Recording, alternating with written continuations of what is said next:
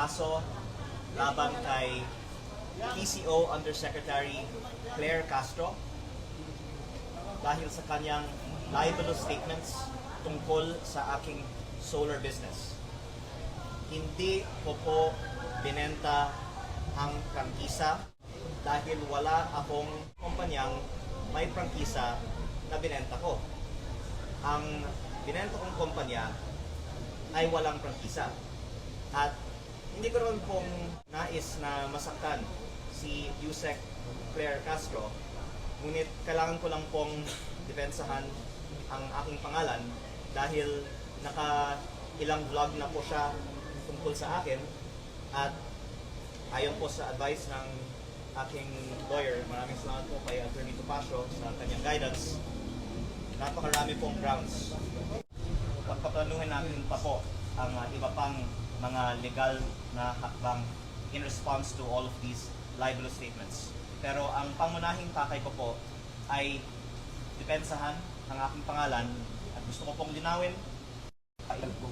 Ito po ay under the civil code na ang principle po nito, kung ikaw ay may ginawang isang bagay na naka-injure ng isang tao, ng kapwa-tao mo, you are liable to pay for damages. Hindi po nais ipakulong si Yusek Claire Castro, ngunit gusto namin siyang panagutin. Unang-una, sapagkat may ginawa siya mali para sa aming opinion, at pangalawa, to vindicate yung good name and reputation of my client na expression. Yes, but that is not absolute. Ito po ay hindi lamang exercise ng freedom of expression ng isang journalist o isang pangkaraniwang mamamayan. This is a targeted attack against Congressman Leviste for being a critic of the government. Kitang-kita po natin yung pattern. Inumpisahan po ni Ombudsman Boyeng Demulla, na alam po naman natin na utang niya ang kanyang pagiging ombudsman sa pamimilipit at pagbabraso ng Malacanang. Nilabas yung maling issue na binenta daw yung prangkisa at sinundan niya ito bilang spokesman ng presidente. This is a directed and targeted attack to destroy the reputation of a legitimate government critic na nakakasakit na ang kanyang mga expose laban sa Pangulo in the exercise of his duties as elected public official at membro ng lehislatura, na ang role po, ang primary role ng lehislatura in making laws is to safeguard public funds. Ginagampanan lamang po ni Congressman Leviste ang kanyang role to safeguard public funds sa pangungurakot.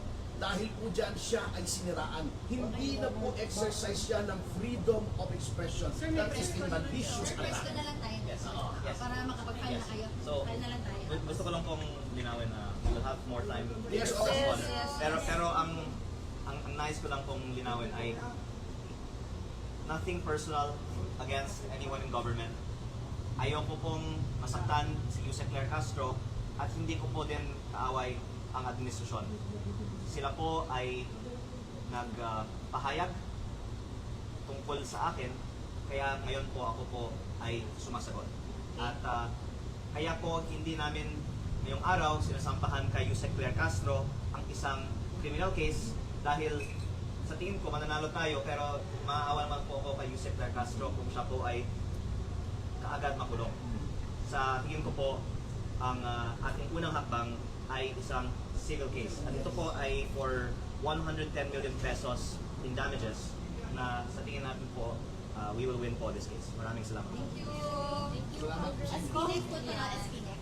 Alright mga kababayan, so ngayong umaga nga ay nakapag-file na ng kaso itong si Congressman Leandro Leviste dito po kay Attorney Claire Castro, no, dahil po sa kanyang mga naging statement o yung mga naging vlog niya kamakailan patungkol nga po dito sa kumpanya na may franchise daw yung solar business na itong si Congressman Leviste, no. At kasama si Attorney Topacio ay sila ay nagtungo dyan upang mag-file ng civil case, no, laban dito kay Attorney Claire Castro.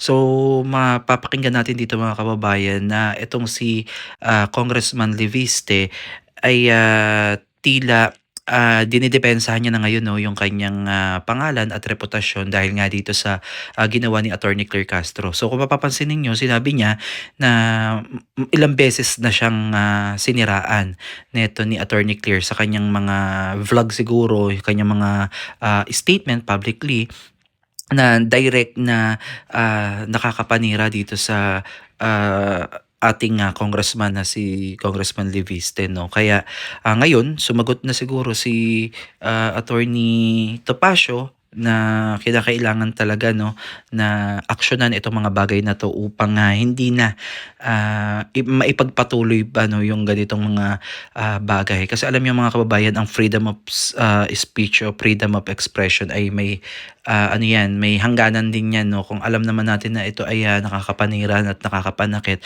so ibang usapan naman na din yan lalo na kung walang basehan. So in this case, talagang, makikita natin na siguro 'no, na itong si Congressman Leviste ay nagsasabi talaga ng, katotohanan patungkol sa kanyang solar business. Kasi hindi naman siya gagawa ng ganitong, bagay kung mapapahiya din naman din siya at the end. So imagine ninyo mga kababayan 110 million yung, damages o yung danyos na, babayaran dito kung sakali 'no. At makikita niyo pa rin na kahit ganito ang ginawa sa kanya ni Attorney Claire Castro, ayaw niya pa rin na masaktan o makulong agad itong, tagapagsalita ng, Malacanang 'no. So dito naman sa part ni Attorney Claire Castro, talagang nakakawindang talaga 'to kasi biruin ninyo sa dinabi-dabi ng mga taong, vinlog niya, halos, masasakit yung kanyang mga sinabi, si Congressman Libiste yung may mga pinanghahawakan na mga ganitong bagay na hindi niya siguro inaasahan 'no, na kakasuhan siya nito ni Congressman Libiste at, we are, still waiting dito sa magiging, panayam o, interview ni Attorney Claire Castro patungkol nga po dito sa pagsasampa sa kanya ng kaso ni Congressman Libiste. So, eto lang yung kahalagahan talaga mga kababayan sa iyong, pagsasalita 'no, kahit ikaw ay journalist, abogado o simpleng mamamayan. So lagi nating i-guard yung ating mga sinasabi lalo na kung wala naman tayong basehan at ito lang ay naririnig at ito ay ating gagawing kumbaga pulutan sa ano mo no sa channel mo o sa platform mo na wala namang basis no at gumamit tayo ng mga di umano gumamit tayo ng mga salita na hindi talaga, magtuturo o lalo na kung wala namang tayong ebidensya, 'di ba, na magpapatunay dun sa isang tao na siya talaga ay gumagawa ng mga ganitong bagay. Lalo na ikasisira nila 'no, ikasisira ng tao. Kaya, mag-ingat tayo sa ating mga binibitawang, salita, pahayag, statement laban sa ating mga ano 'no, kapwa. Dahil hindi natin alam mga kababayan na baka ito yung, maging mitya ng, pagkakagulo and also ito yung maging mitya ng, kasiraan din ng iyong, karera. So in this case, nasampulan si, Yusek Claire Castro 'no at marami daw nakita na grounds 'no kaya sila ay nagtungo dito sa, RTC 'no. Regional Trial Court ata itong pinuntahan nila na, nag-file sila ng case laban nga dito kay, Attorney Claire Castro 'no. At, hintayin natin mga kababayan 'no kung ano yung, magiging, kahihinatnan nito. Pero one thing for sure sinabi daw ni, Congressman, Leandro Leviste na malaki yung chance na mananalo daw sila doon sa, 110 million damages. Uy grabe 'no.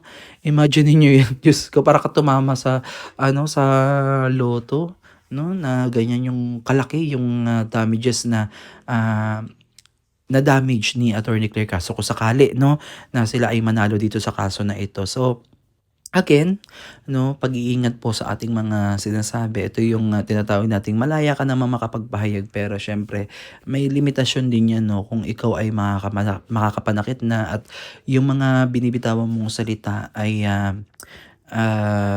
against na sa sinasabing malayang, pagpapahayag ng saloobin 'no. Kung ito ay talagang, nakakasira na ng reputasyon ng tao at ikaw ay walang basehan 'no. So in this case tanging si Attorney Topacio lamang po yung, makakapag-explain sa atin 'no, kung ano yung mga grounds kung bakit ganito ang kinahantungan ng, kaso laban po kay Attorney Claire Castro. At si Attorney Claire Castro, syempre may karapatan din naman niya magsalita.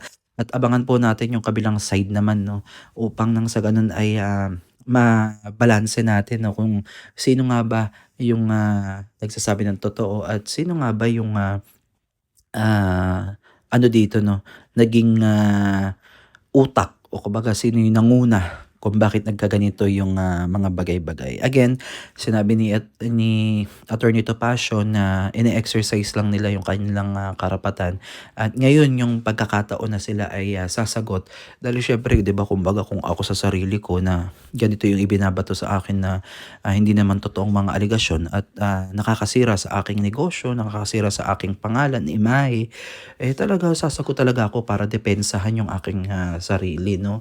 At lalabas at lalabas naman din mga kababayan yung katotohanan diyan kung sakali, no? So again mga kababayan, ito lang muna yung latest update natin, no? Siguro mga 1 hour mahigit na. Nakapag-file na siguro to si Attorney Topacio at si Congressman Libiste, no? At hintayin natin kung ano yung sagot ng tagapagsalita ng Malacanang, no, patungkol nga dito sa pagpa-file sa kanya ng kaso ni Congressman Libiste. So again, maraming salamat po mga kababayan at God bless po sa inyong lahat.